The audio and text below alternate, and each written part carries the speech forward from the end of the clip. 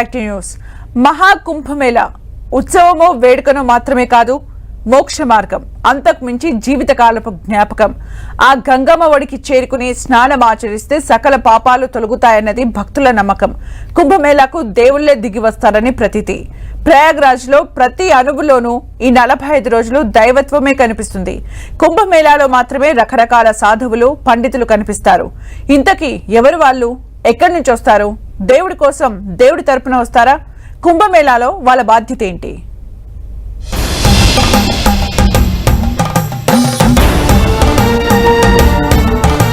మహాకుంభమేళాకు విశిష్ట అతిథులు, తరలి వస్తున్న విలక్షణ సాధువులు, కుంభమేళాలో మాత్రమే కనిపిస్తారు. ఎవరెవరు వస్తారు? ఎక్కడి నుంచి వస్తారు? కుంభమేళాలో వాళ్ళు ఏం చేస్తారు? భారతీయ సంస్కృతి, ఆధ్యాత్మికత, విశ్వాసానికి చిహ్నం కుంభమేళా. 12 ఏళ్లకు ఒకసారి జరిగే ఈ ఉత్సవం మతపరమైన కార్యక్రమమే కాదు, భారత సంప్రదాయాలు, ఆధ్యాత్మిక వారసత్వాన్ని జరుపుకునే వేడుక కూడా. గంగా, యమున, సరస్వతి నదులు కలిసే దివ్య సంగమం ప్రయాగ్రాజ్. ఇది దేవతల పవిత్ర భూమి. దీన్ని దర్శించుకుంటే జనన మరణ చక్రం నుంచి విముక్తి పొందవచ్చని భక్తుల నమ్మకం.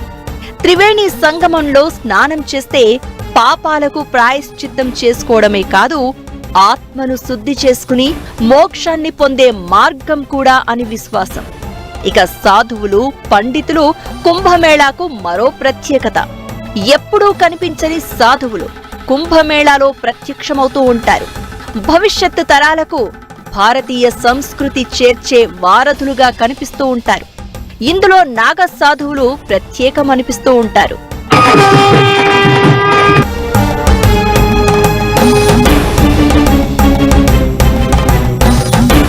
నాగ సాధువులు లేకుండా కుంభమేళాను ఊహించలేం. ఇక్కడికి వచ్చే సాధువుల జీవన శైలి, వస్త్రధారణ, భక్తి ప్రత్యేకంగా ఉంటుంది. భిన్న సంప్రదాయాలు, విభిన్న తాత్వికత అనుసరించే రకరకాల సాధువులంతా కుంభమేళాలో కలుసుకుంటూ ఉంటారు. అందులో మొదటివారు నాగ సాధువులు. వీళ్లు చాలా కీలకం. నగ్నంగా ఒంటి నిండా బూడిద పూసుకుని కనిపిస్తారు.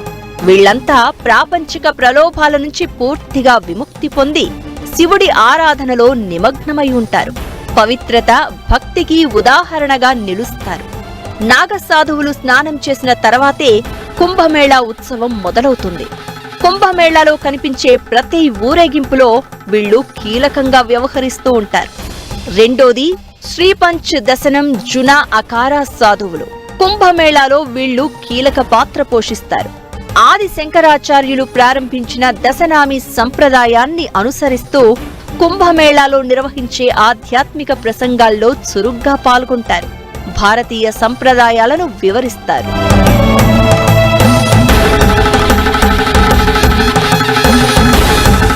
మూడోది శ్రీ నిర్వాణి అఖారా సాధువులు. వైదిక సంప్రదాయాల్లో ఉన్న నియమాలను పాటిస్తూ ఉంటారు. త్యాగానికి ప్రతిరూపం వీళ్లు. పూజా విధానాల్లో పాల్గొంటూ భక్తులకు బోధనలు చేస్తూ ఉంటారు. నాలుగోది ఉదాసీన్ సాధువులు. కాషాయ రంగు దుస్తుల్లో కనిపించే వీళ్లు గురునానక్ బోధనలను అనుసరిస్తారు. ఆధ్యాత్మిక బోధనలు చేయడంతో పాటు మతపరమైన భక్తి కార్యక్రమాల్లో పాల్గొంటూ కుంభమేళాలో కనిపిస్తారు. ఐదోది పరమహంస సాధువులు. త్రివేణి సంగమ తీరాన ధ్యానంలో ఉంటారు. వీరికి అతీంద్రియ శక్తులు ఉంటాయని భక్తుల నమ్మకం.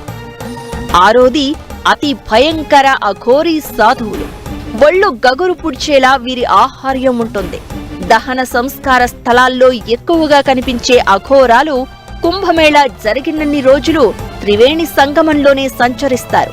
వీళ్లు చూపించే భక్తి విధానమే విచిత్రంగా ఉంటుంది.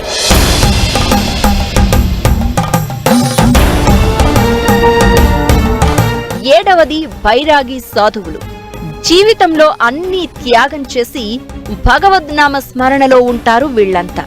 కుంభమేళాకు ఖచ్చితంగా హాజరై ఆధ్యాత్మిక కార్యక్రమాల్లో పాల్గొంటారు. కుంభమేళా ఆచారాల్లో పాల్గొనడంతో పాటు ఆధ్యాత్మిక బోధనలు చేస్తూ ఉంటారు. వైరాగ్యంలో ఉన్న గొప్పతనాన్ని భక్తులకు వివరిస్తూ ఉంటారు. 8వది కల్పీవాసీలు. కుంభమేళా జరిగే ప్రాంతాల్లో తీవ్రమైన తపస్సు చేస్తూ ఉంటారు. 9వది శబరి సాధువులు. భక్తికి మారుపేరు వీళ్లంతా. సాధారణంగా మారుమూల గ్రామాల్లో ఉండే శబరి సాధువులు కుంభమేళాను తప్పనిసరిగా దర్శిస్తారు. భక్తి భావాలను ప్రచారం చేస్తూ ఉంటారు.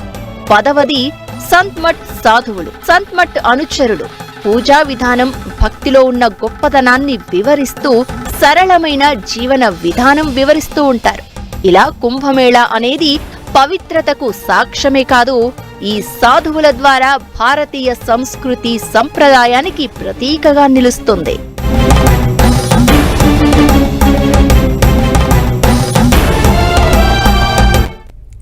ఎక్కడి నుంచి వస్తారో తెలీదు, తిరిగి ఎక్కడికి వెళ్తారో అర్థం కాదు. కుంభమేళాకు ఎంతమంది సాధువులు వచ్చినా అందులో నాగ సాధువులు ప్రత్యేకం. మహాకుంభమేళ తర్వాత వాళ్ళు మళ్లీ 12 ఏళ్ల వరకు కనిపించరు.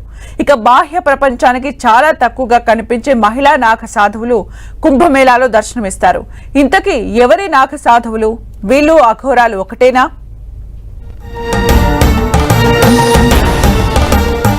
కుంభమేళాకు ప్రత్యేకత నాగ సాధువులు. ఎక్కడి నుంచి వస్తారో తెలియదు. ఎలా, ఎక్కడికి వెళ్తారో అర్థం కాదు. కుంభమేళాలో దర్శనమిచ్చే నాగ సాధ్వీలు. అసలు నాగ సాధువులు అంటే ఎవరు? హిందూ మతంలో మామూలుగా 16 అలంకారాలు ఉంటాయి. పెళ్లైన మహిళలు వాటిని నిర్వహిస్తారు. అయితే నాగ సాధువులు 17 అలంకరణలు చేస్తారు. ఆ తర్వాత మాత్రమే రాజస్నానం కోసం సంగమంలో స్నానం చేస్తారు. బూడిద, నడుము, గంధపు చెక్క, పాదాలకు వెండి లేదా ఇనుప గాజులు, పంచకేష్ అంటే ఎజడ వేసిన జుట్టును 5 సార్లు మెలితిప్పి తల చుట్టూ చుట్టడం, రోలీ పేస్ట్, ఉంగరం, పూలదండ, చేతుల్లో డమరుకం, కమండలం, తిలకం, కాజల్, చేతిలో బ్రాస్లెట్, విభూది పేస్ట్, మెడలో రుద్రాక్ష. ఇవి నాగ సాధువులు అలంకరణలు. మహాకుంభమేళా తర్వాత నాగ సాధువులు మళ్లీ కనిపించరు. వారు ఎక్కడికి వెళ్తారు? ప్రతి కుంభమేళాలో మాత్రమే వారు ఎందుకు కనిపిస్తారనే ప్రశ్న ప్రతి ఒక్కరిని వెంటాడుతూనే ఉంటుంది. నాగ సాధువులను తపోధనులని అంటారు. వీరు నగ్నంగా జీవనం సాగిస్తారు. ఆకాశాన్ని తమ దుస్తులుగా భావిస్తూ ఉంటారు. నాగ సాధువులు యుద్ధ కళలో ఎక్స్పర్ట్స్. కత్తి, త్రిశూలం లాంటి ఆయుధాలను అద్భుతంగా ఉపయోగిస్తారు. మొఘలుల కాలంలో హిందూ దేవాలయాలపై దాడులు జరిగినప్పుడు నాగ సాధువులు సైన్యంగా ఏర్పడి యుద్ధం చేశారట. ఔరంగజేబును కూడా ఓడించారనే ప్రచారం ఉంది. నాగ సాధువులు చల్లని నీటితో స్నానం చేస్తారు. ఆహారం తీసుకోరు. కఠినమైన తపస్సు చేస్తారు. అరుదైన సమయాల్లో మాత్రమే వీళ్లు బయటకు వస్తారు. అంతా కలిసి తమ ఆలోచనలు పంచుకుంటారు.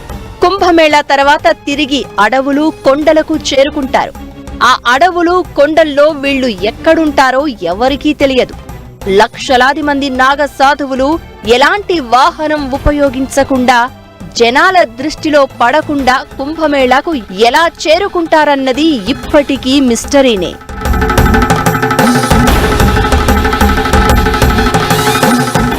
నాగ సాధువులు ఎలా వస్తారు, ఎలా వెళ్తారు, ఎక్కడికి వెళ్తారనే దాని మీద చాలా మంది చాలా ప్రయోగాలు చేశారు. వారి జాడ కనిపెట్టాలని ప్రయత్నించారు. అయితే వారి ప్రయోగాలకు కూడా అంతు చిక్కని ప్రశ్నగానే మిగిలిపోయింది నాగాల జర్నీ. నాగ సాధువులు సన్యాసి జీవన శైలికి ప్రసిద్ధి. ఉత్సవం తర్వాత నాగ సాధువుల్లో చాలా మంది ధ్యానం, తపస్సు కోసం హిమాలయాలు, అడవులు, ఇతర నిశ్శబ్ద ఏకాంత ప్రదేశాలకు వెళ్లిపోతారు. కఠినమైన తపస్సు, ధ్యానంలో సమయాన్ని గడిపేస్తారు. కొంతమంది నాగ సాధువులు కాశీ, హరిద్వార్, రిషికేశ్, ఉజ్జయిని లాంటి పుణ్యక్షేత్రాలలో నివసిస్తూ ఉన్నారు. ఈ ప్రదేశాలు వారికి మతపరమైన, సామాజిక కార్యకలాపాలకు కేంద్రాలు. కొందరు నాగ సాధువులు భారతదేశం అంతటా ఆధ్యాత్మిక పర్యటనలు చేస్తారు. వివిధ దేవాలయాలు, మతపరమైన ప్రదేశాలను సందర్శించటం, మతపరమైన కార్యక్రమాలలో పాల్గొంటూ తమ ఉనికి చాటుకుంటారు. నాగ సాధువులను తయారు చేసింది శ్రీ ఆదిశంకరాచార్యులు అని హిందూ గ్రంథాల్లో ఉంది. హిందూ ధర్మాన్ని రక్షించడమే పరమావధిగా వీరు జీవిస్తూ ఉంటారు. వారణాసి క్షేత్రంలో ఇది వరకు విరివిగా కనపడేవారట. ఇప్పుడు వారణాసికి జనతాకిడి ఎక్కువైంది కాబట్టి వారణాసి కంటే కూడా ఎక్కువగా ఋషికేశ్, హరిద్వార్ దగ్గర మనకు కనిపిస్తుంటారు. ఆ పైన కూడా ఇది ఈ యొక్క గంగా నది, భాగీరథి, మందాకిని, అలకనంద ఇటువంటి నదులతో సంగమిస్తూ వస్తున్నటువంటి దగ్గర కూడా రుద్రప్రయాగు, నందప్రయాగు, కర్ణప్రయాగు అటువంటి క్షేత్రాల దగ్గర కూడా వీళ్ళు అఘోర సంచారాలు ఎక్కువగా ఉంటాయి. నాగ సాధువులు అక్కడ కూడా అప్పుడప్పుడు వచ్చి గంగా పుష్కరాలప్పుడు వెళ్తుంటారని ప్రతీతి. బయట అరుదుగా కనిపించే మహిళా నాగ సాధువులు కుంభమేళాలో దర్శనమిస్తూ ఉంటారు. నాగ సాధువుల్లానే హిందూ ధర్మంలో మహిళా నాగ సాధువులు ఉంటారు. నాగ సాధ్వి కావడానికి కఠోర తపస్సు చేయాలి. బతికి ఉండగానే తమ పిండదానం చేసుకుంటారు, శిరోముండనం చేయించుకుంటారు. అన్ని పరీక్షలు అయ్యాకే వారు మహిళా నాగ సాధువులు అవుతారు.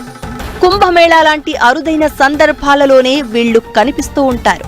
సామాన్యులకు దూరంగా దట్టమైన అడవులలో, కొండలలో, గుహలలో ఉంటూ ఉంటారు. మహిళా నాగ సాధువులు వస్త్రాలు ధరిస్తారు. అయితే అవి కుట్టని కాషాయ రంగులో ఉంటాయి. వారు శరీరంలోని కొంత భాగానికి చుట్టుకుంటారంతే. నుదుటిన తిలకాన్ని ధరిస్తారు. శరీర భాగాలకు భస్మం పూసుకుంటారు. హిందూ ధర్మంలో మహిళా నాగ సాధువులకు మంచి గౌరవం ఇస్తారు. వారిని మాత అని పిలుస్తారు.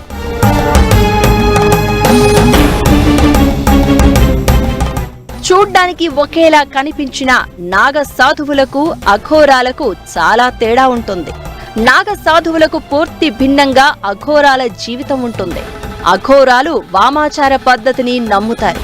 వామాచార పద్ధతి అంటే మంత్రాలు, తంత్రాలు, దశమహావిద్యలు క్షుద్రం నేర్చుకుంటారు. భూమి మీద ఉన్న ప్రతి దాన్ని మోక్షాన్ని పొందే సాధనంగా చూస్తారు అఘోరీలు. వీరు ఎక్కువగా శ్మశానాల్లో జీవిస్తూ ఉంటారు. మోక్షం కోసం వీళ్లు చేసే తంత్ర ప్రక్రియలు చాలా ఆశ్చర్యంగానూ భయానకంగానూ ఉంటాయి. అఘోరాలు దత్తాత్రేయుడిని, శివుడిని, అగ్నిని, కాలభైరవుడిని పూజిస్తారు. అఘోరీలు అన్ని రకాల మాంసాలను తింటారు.